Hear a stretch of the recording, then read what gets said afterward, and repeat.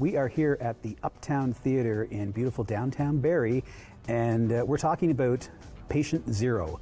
It's a film about Patient Zero, Gaetan Dugas, a Quebecois Canadian who was essentially vilified in the early days of the HIV/AIDS epidemic as being Patient Zero, wrongfully vilified, I might add.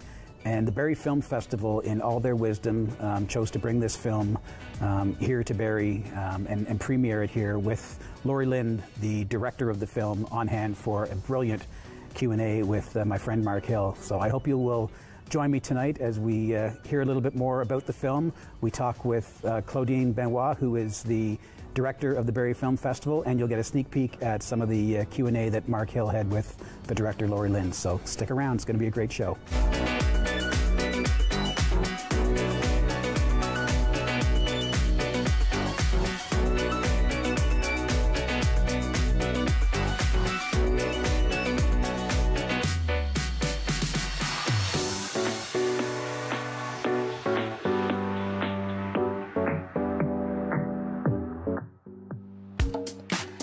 The 70s were just fabulous. You know, not only was all the sex. All through the 70s, sex was kind of the gay man's obligation. We thought that sex was good for you, like kale. I got very clearly, I think, that Gaetan liked having encounters that were no responsibility. Gaetan actually told me that. He had a project of having sex with a different man every night. You know, it's very easy to fall into the hedonistic side because it's intoxicating, but there was a price to pay, I think, for that.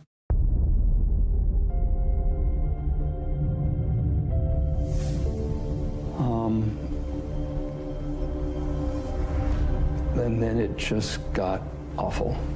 It got worse and worse and worse from that moment on. I wish I'd never heard that term, gay cancer. I was totally paranoid and scared shitless. I was in a state of perpetual paranoia, and so was everybody. Everybody thought, oh my God, I've got it. AIDS didn't just happen, it was allowed to happen. Essentially, Gaetan in Vancouver was the personage, the face of AIDS. And it just seems so ludicrous. And really that idea of Patient Zero as a figure, as a popular term, comes from And the Band Played On. I told him, no, don't do this. This is not a good idea. You shouldn't name Patient Zero. And I use everybody's name. He's not singled out at all. I think I make it put the disease on much more of a human scale. Really? This is all one person's fault? It felt like scapegoating to me. I thought like, oh, who's this poor guy that they're trying to blame this all on? Patient Zero. Patient Zero. Patient Zero. Patient Zero. Patient Zero. Patient Zero.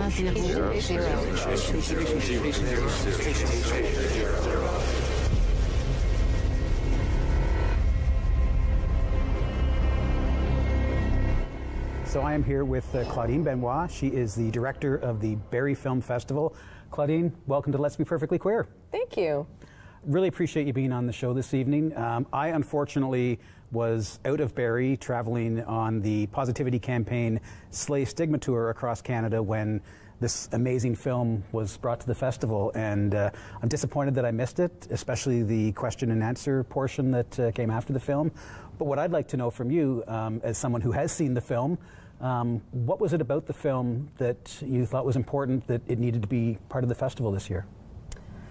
That's a loaded question. You know, we go to Hot Docs every year, watch a lot of films, and two people on my programming committee saw it, and they could not stop talking about it. And that's what we want. We want films that get people thinking and talking. Right. So when you say they couldn't stop talking about it, what were they saying about it when they came to you with it? Oh, well, one of the programmers is particularly an emotional kind of person, okay. And she kept talking about just how it sat with her for such a long time. But in terms of things that are important about it, I mean, there's so much, it's so layered. It's really a content-rich film, talking about, especially set in the 80s, you know, what was called the gay plague, right. The AIDS epidemic, and of course Patient Zero, and you know how Gaetan was vilified, and this film sort of sets the record straight. Well, it was quite an undertaking because we did 40 interviews in 12 cities over 3 weeks. It was just so intense.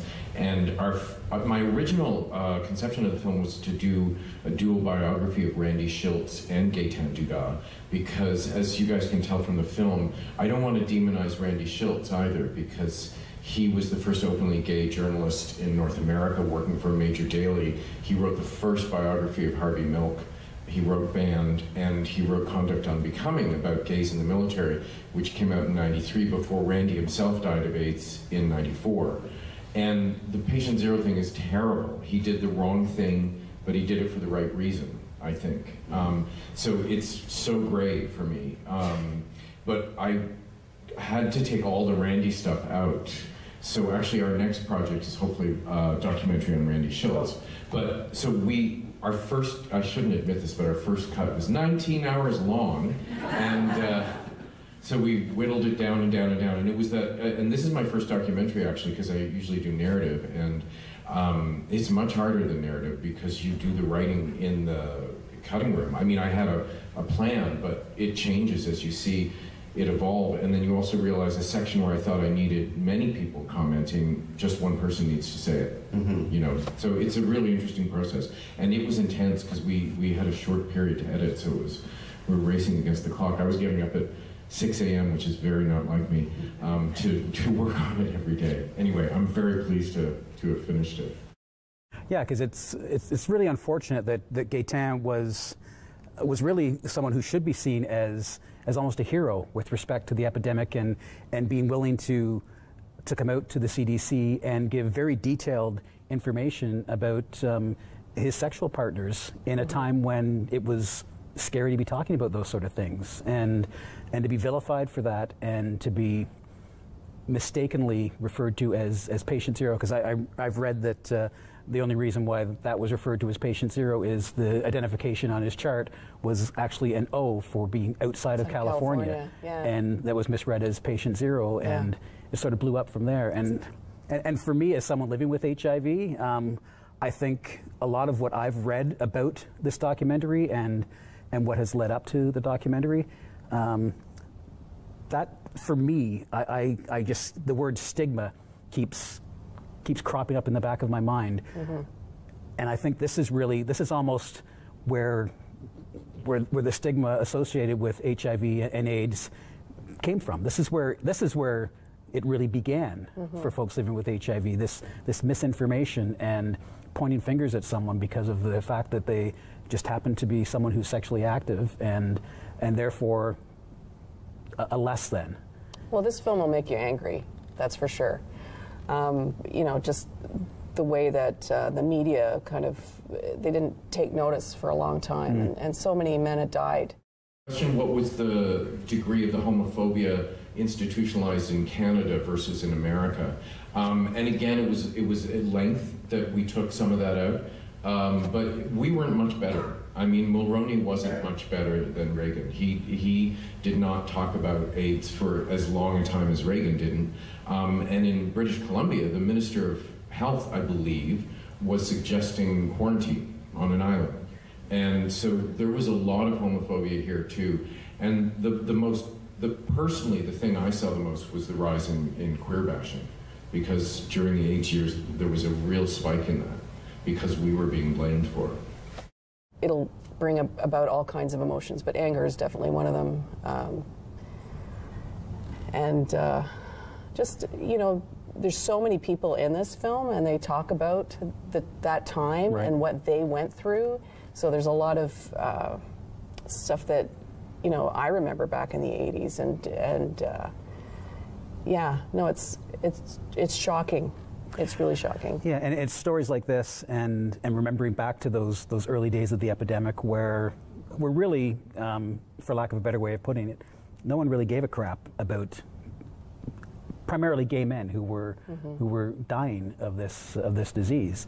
And for me, as a young gay man back in the early 80s, very closeted, mind you, but that's what really kept me closeted too. The idea of being an openly gay at the time, I graduated high school in 1985, so I was 17 years old in 85, and the idea of coming out and being openly gay in the time of HIV and AIDS, and it was right around that time that Rock Hudson passed away, and all those things. I think when I look back on my life, that's really what kept me closeted. I grew up in a very small town just outside of Barrie here, and the idea of being the gay kid in my high school of 500 at that time, not pleasant at all. But certainly when we look back at this documentary and what was going on in that time, the governments in particular absolutely ignored that.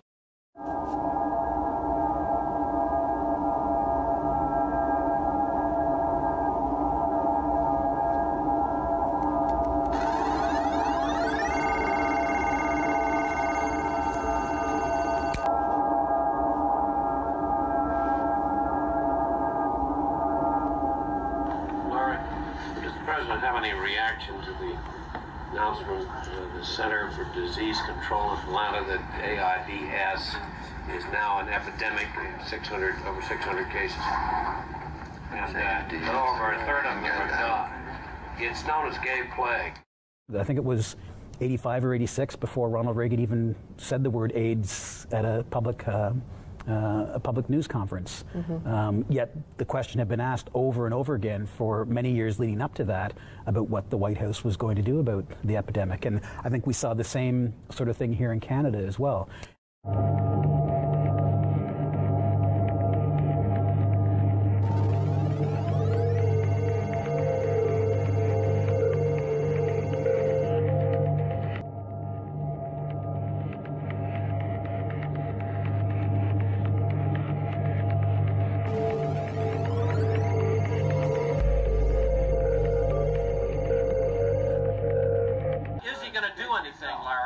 I've not heard him express anything. I'm sorry. He has expressed no opinion about this epidemic? No, but I must confess I haven't asked him about it. Would you ask him, Larry? Go back into the They wanted to get out safe-sex literature to the gay community, and that same Minister of Health in BC said, we're not going to finance this filth. And the same was in the States. You know, I have some people criticizing the CDC because they dragged their heels on getting safe-sex literature out. And it was queasiness, homophobia about, you know, talking bluntly about gay sex. And I know you had the opportunity to actually speak with Laurie, the director of the film, Laurie Lynd, and I'm just wondering what sort of insights you might have gotten from him on making this film and what it meant to him. Oh, again, a loaded question. Well, I was fortunate that I got to watch the film that day. With the director. With him, yeah. Yeah, that's fantastic. Because that doesn't usually happen, because they usually see their film many times, so they're like, okay, I'll go and... Right. But, you know, to actually watch it with people, I think, is important to get their reactions. So to answer your question, what insights did I gain from him? A lot of that's covered in the Q&A. But he was also impressed with our audience, just some of the questions they asked. Because there's some stuff in the film, you know, like who really was patient zero. Right. He didn't feel was important to put in the film for, you know, for obvious reasons, right? And I thought that was good because we didn't need to know. So the question is, did we actually find a real patient zero for the AIDS epidemic? And it's a really good question because in my original conception of the film, I was going to include the origin of AIDS. And we interviewed someone, a scientist, Dr. Jacques Pepin, in Sherbrooke, Quebec, who's written a book on the origin of AIDS. But we realized, and it's fascinating, I'll tell you how I understand it, but it just felt like more blame. You know, the whole film is about not blaming. It's a microbe. It doesn't matter who brought it here. It could have been anyone. So we ended up deciding deliberately not to include that, just not to encourage more blame of continents or people. But it's fascinating because they think it's from simian HIV, SIV, that transferred to a human in the bush in Africa in the 20s, in the 1920s. And colonialism, of course, plays a role because men would go to Kinshasa and not be allowed to take their families, would visit sex workers, someone from, and then when the Congo got its independence, all the French people left and a lot of Haitians came in, and then someone brought it to Haiti, and then someone brought it to New York. And it was in New York far earlier than I realized. In the early 70s, it would have been in New York. And recently there's been talk of somebody, I think, who had it in the 60s, they realize now, looking back. So it's fascinating, the origin, but it felt to do that properly and not to be judging anywhere, it would be a separate film. Yeah, just like it was quite a journey for them to, and it's also based on the book, too, right? Right. Yeah, so I mean, he covers a lot of it in the Q&A, which you're gonna see parts of. Just that it was a passion project, and he also talked about homophobia and how that's really illustrated in the film. Yeah, and I think that was really illustrated in the day too. I mean, that was we were at the. Not that in many ways it's gotten a lot better, but that was certainly the height of homophobia, that hysteria around AIDS and HIV being a gay disease. Mm-hmm. It was originally called gay-related gay-related immunodeficiency. Yeah, that's and right. then it was gay cancer, and it was a while before it actually morphed into, excuse me, the common term we know now of AIDS. And I think that's important to recognize. And realize that this is, HIV does not discriminate. No. And when we talk about the worldwide epidemic, the vast majority of folks, when we talk again on the worldwide scene, is women living with HIV. Sub-Saharan Africa, it's women and children primarily that are dealing with HIV and age-related illnesses. So the fact that it's targeted as a gay disease is, I think, evidence of homophobia right there. Well, what I really like about the film is just how people sharing their stories about what it was like back then and how they were made to feel, right?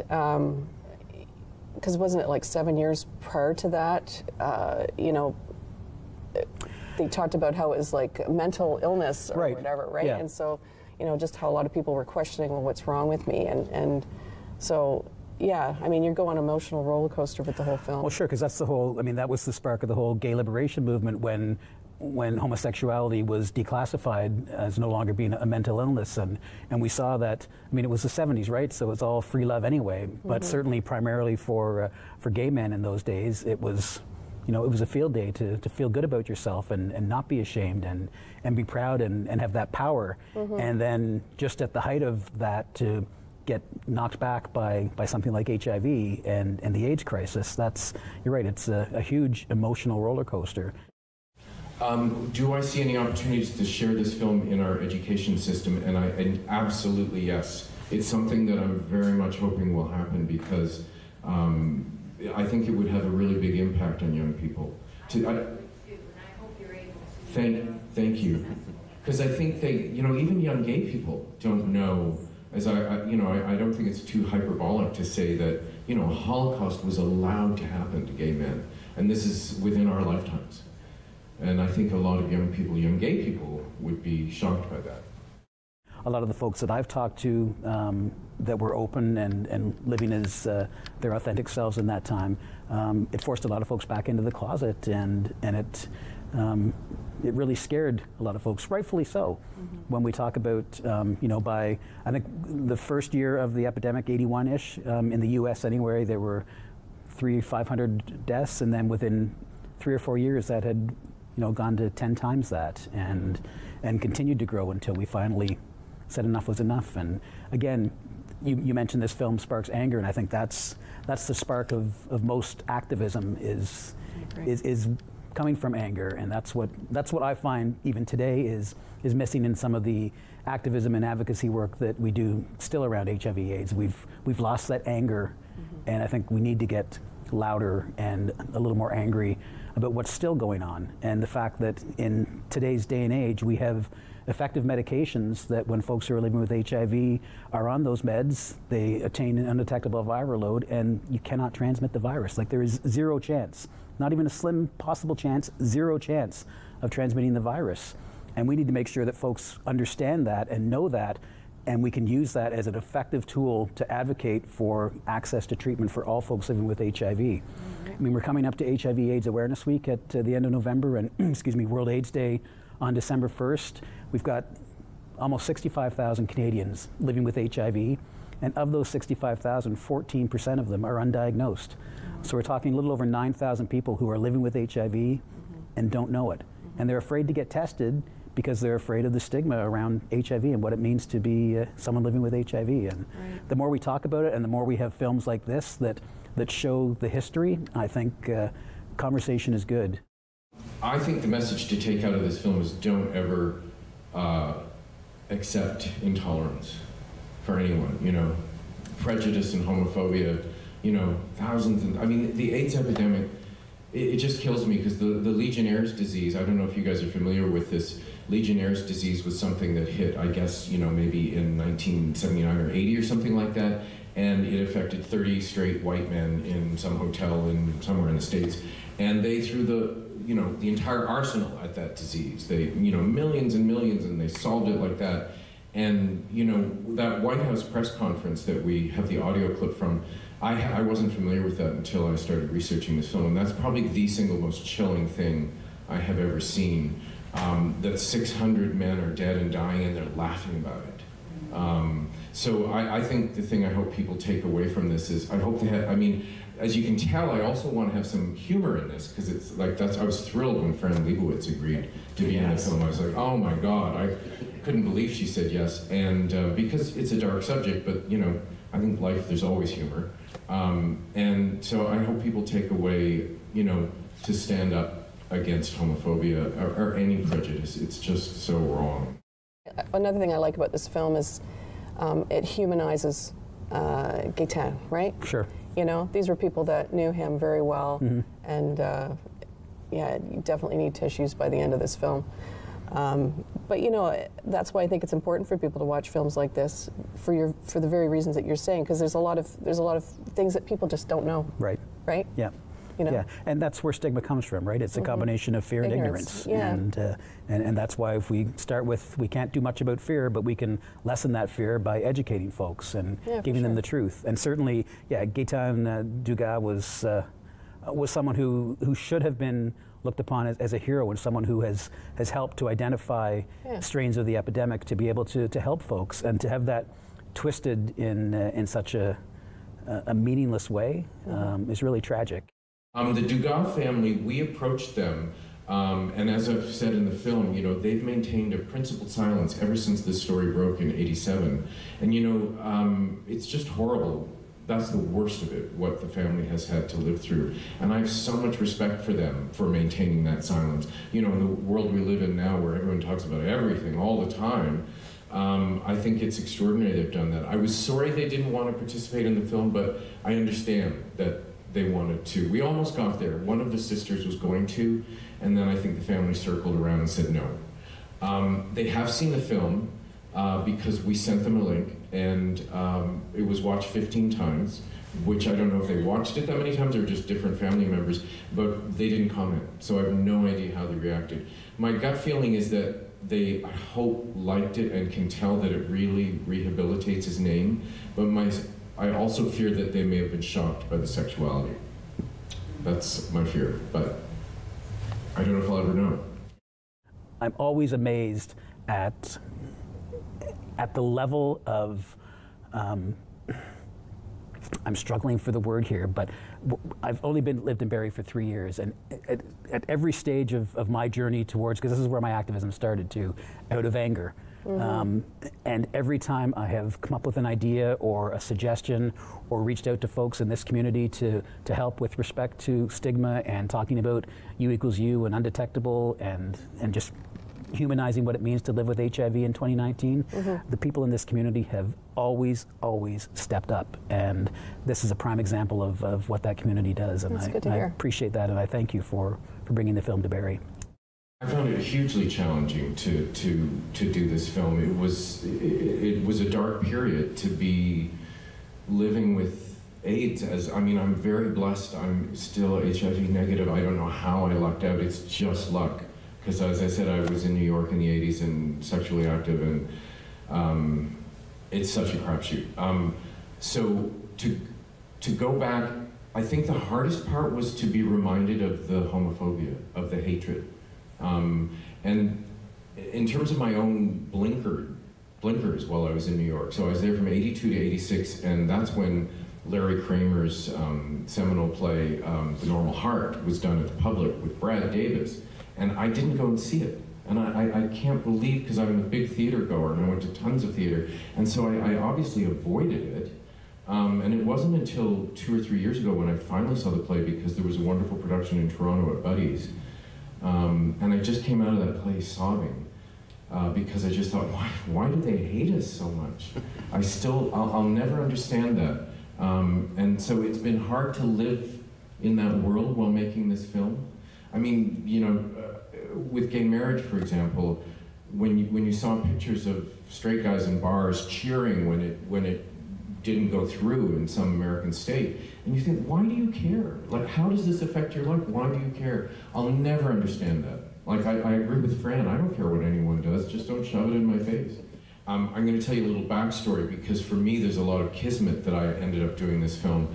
As I mentioned earlier, I lived in New York in the 80s. I was an out gay man then, and I feel like I had blinkers on, because I went to meetings at the Gay Men's Health Crisis, and I talked the talk, but I felt like I didn't let it in until I read And the Band Played On in 1989. And it moved me so deeply, and it caused me to write one of my first short films, RSVP.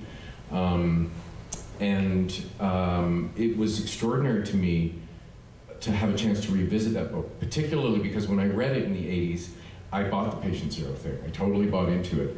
And it was my friend John Grayson, who you saw in the film, who made Zero Patients, which is a wonderful agitprop musical about this story.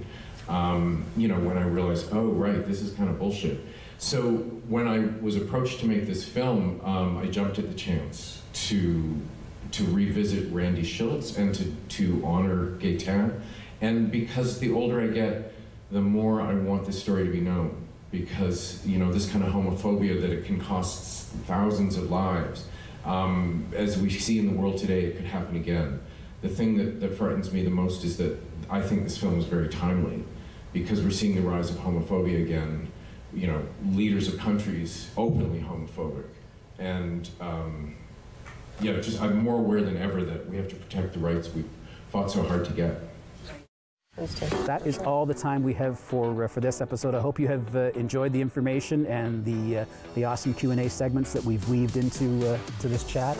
And I hope you'll join me again next week for another episode of Let's Be Perfectly Queer.